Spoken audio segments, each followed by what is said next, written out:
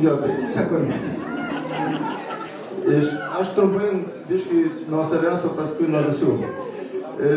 Jausmas iš tikrųjų labai stiprus ir labai norėčiau, kad kai galėsiu kažkur tai, kad susirinktų 9 kartos ir sakytų, vat, iš šitų žmonių 2 susirinko turbūt 100, bus 100 ir nežinau. Tiek žmonių ir labai stiprus jausmas, kai supranti, kad va čia šeima, tik viena šeima. Viena šeima daug kartų susirinkę prie 2 žmonių kapo. Tai yra labai stipru ir mes, ir tie mažiausi vaikai, ir tie, kurie dar beldžiasi yra čia. Tai, na, prisimins, įvertins ir rinksis. Ir sesė minėjo apie tą informaciją, tą kažkokią formą leidinį. Manau, tikrai padarysim. Aš manau, kad labai gražu būtų po metų, paskutinį Liepos savaitgalį, susirinkti vėl. Surasti vietą ir su tuo leidiniu, su tuo ir giliau, išsamiau susitikti, galbūt būsim jau daugiau subendravę ir pratęsti tą tradiciją. O dabar labai norėčiau čia tokį dalyką turim.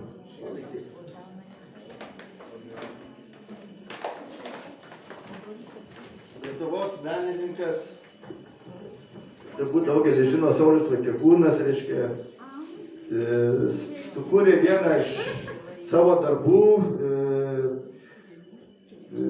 tai jo kolekcinis darbas, ne iš kas žino jo, reiškia, Terra Recognita saloną Vilniuje, Stiklių gatvėje, bet tai jo vienas iš kolekcinių darbų, kurių jisai niekam sakė neduoda, tik tau, yra darbas.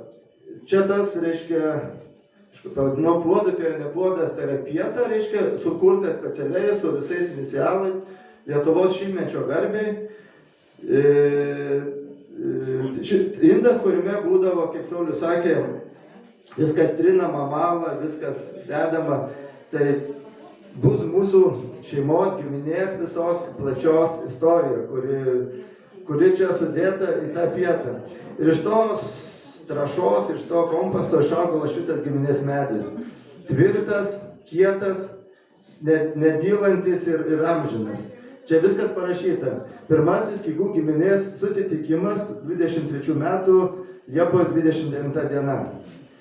Ir turbūt tas žmogus, kuris vertas laikyti, saugoti, puoselėti, reiškia, ir perduoti tam, kas turbūt, kam jis nuspręs, tai yra Vladas Povilaitis. Plojimai. Visų mūsų labai noriu padėkoti Vladui už šitą idėją, už šitą energiją, už šitą nenuristantį darbą, kuris atliko ir turbūt toliau atlieka.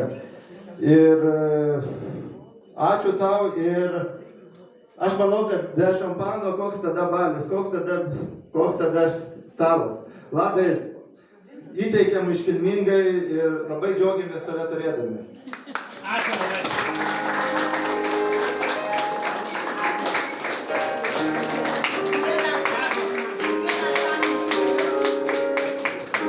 Nebūčiau mokytoja, jeigu neįsikiščiau. Atsiprašau, vieną sakinuką labai trumpai.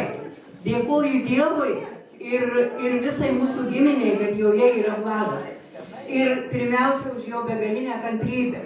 Reikia žvėriškos kantrybės, kad šitai apvažiuoti visus, surinkti visus, kiekvieną pakalbinti, pajudinti ir galų gale diplomatiškai, gražiai atsivesti į čia. Aš žinau, kiek jisai kryžiaus kelių nukeliavo, o pradėjau juos keliauti ko gero prieš 7 metus. Prieš 6. Bet Vladai, kai buvo mūsų mamos laidotuvės, tai buvo 7 metai atgal. Po to po metų mirė tėtis 6 metai. Tai va, prieš maždaug 7 metai šitas darbas buvo daromas. Iš tikrųjų, reikia geležinės valios. Toliau reikia ir piniginę patuštinti, nes visi tie internetiniai planai, medžio darymai yra mokami.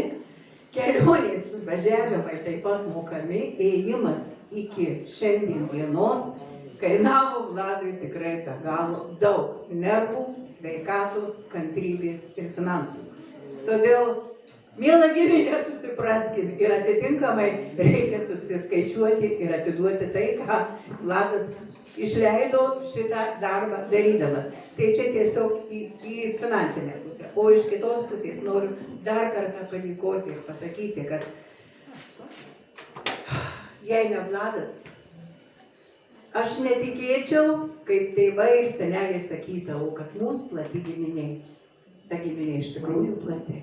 Taigi, jaunime žalias, aukit, tęskit dabar jau savo senelių, savo tėvų tradicijas ir puoselėkit giminės vardą.